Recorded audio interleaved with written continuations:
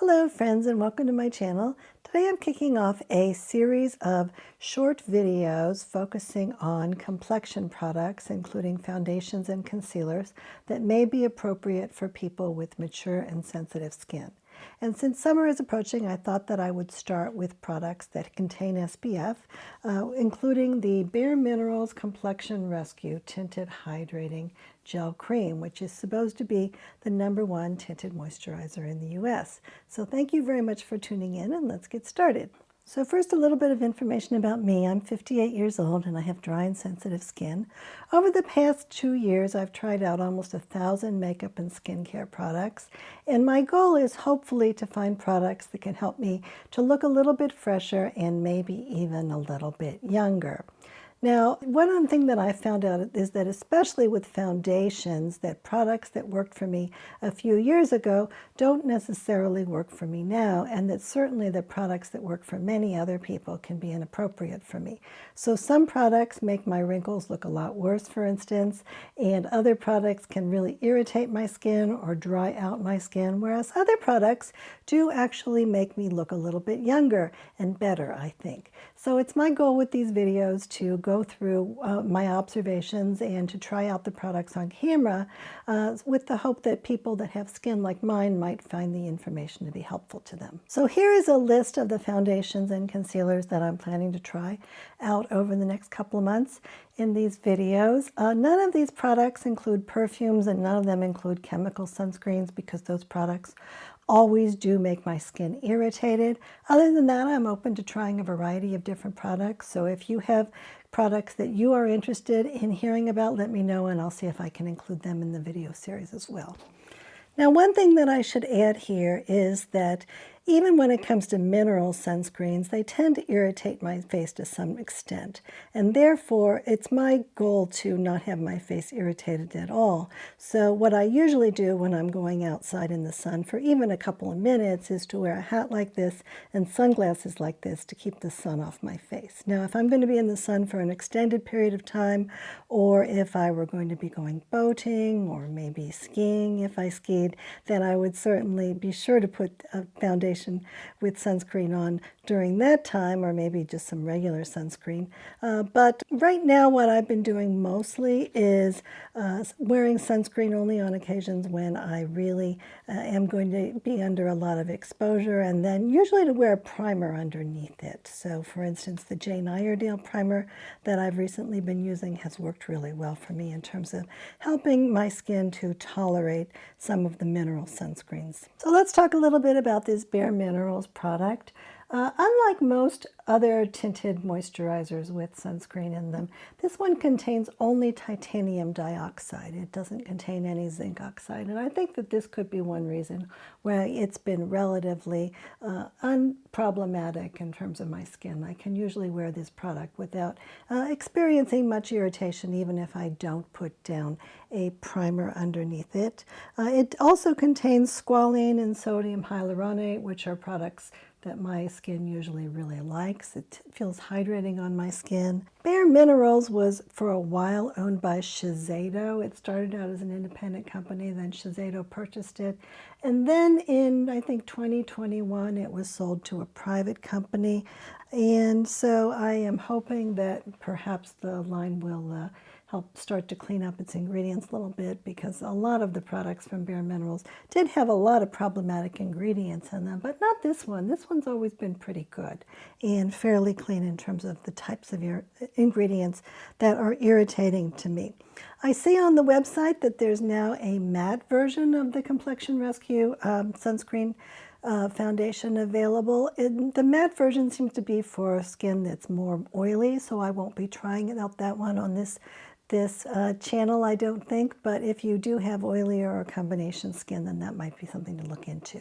Now, I put together a template of all the qualities of all the sunscreens that I'm looking for, and I'm going to be putting all this information into a spreadsheet, and the spreadsheet will be on my website.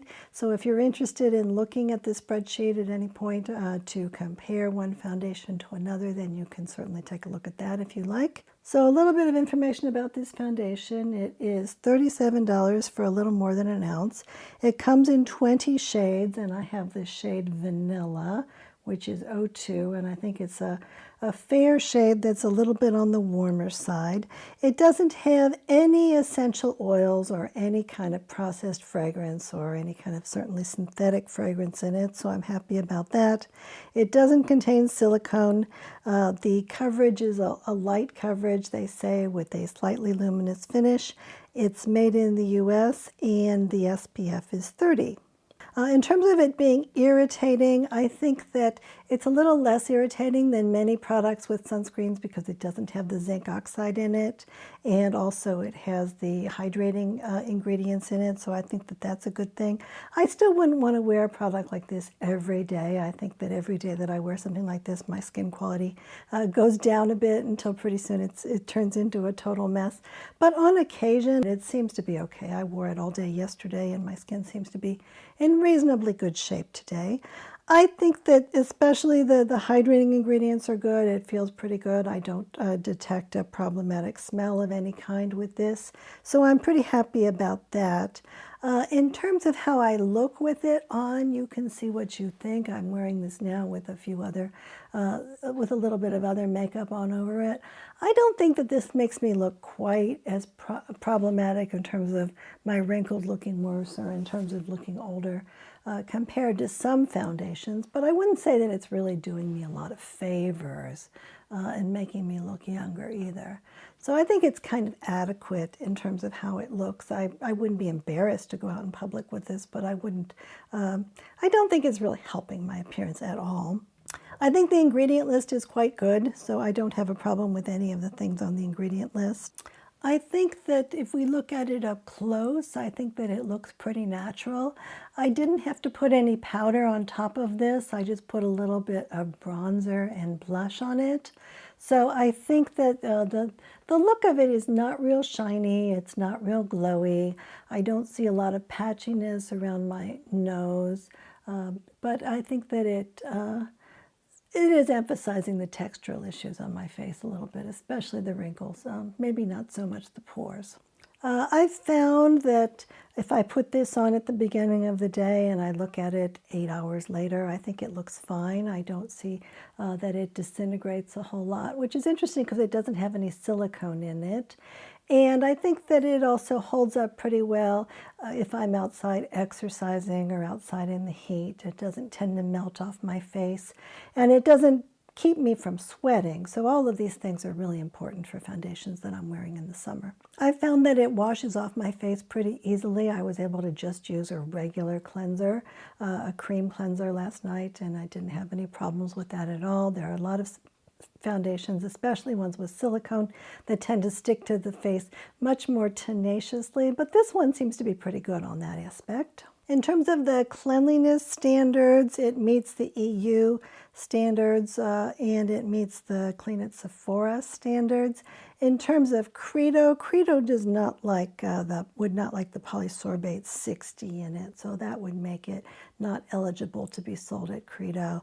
I don't know that that's been a really big problem for me. I've used that many different products with that ingredient in them, and I usually seem to do fine with them.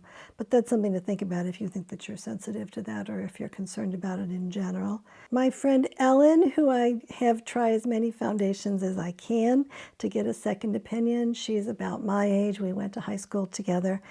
She says that it does not blur wrinkles or pores. It goes on very smoothly, and it's probably better for young skin. And I think that's probably accurate. I think that if you have issues with pores or wrinkles, that this is not a terrible foundation, but it's not probably going to be the best one. And I think overall, I think this is probably very popular because it's a reasonable price. It performs reasonably well on pretty much every aspect that I could come up with in terms of looking at it. And it is a product that is not difficult to wear at all. So it may not be the best foundation that many of us have ever worn in our lives, but it's one that I think that many different people can wear and be relatively satisfied with, particularly when we're talking about a foundation that's going to be giving pretty good sun protection, and also that's going to just have titanium dioxide in it, which I think may be a little preferable, all things being equal, for people with irritable skin. I don't know that I would buy this one again. I think that there are a lot better foundations with sunscreen out there that would be appropriate for my skin.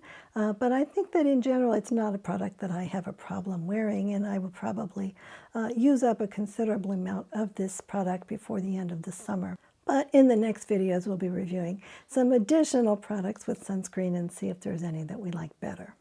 So if you have tried this foundation, then please write in the comments what you thought of it, and if you find that it's one that you would want to repurchase yourself. Or if there are other foundations with sunscreens in them that you've tried, then please report on those as well, because I'd like to have as much input as possible so that we can all help one another out. All right, well, thank you very much for watching all the way to the end of the video.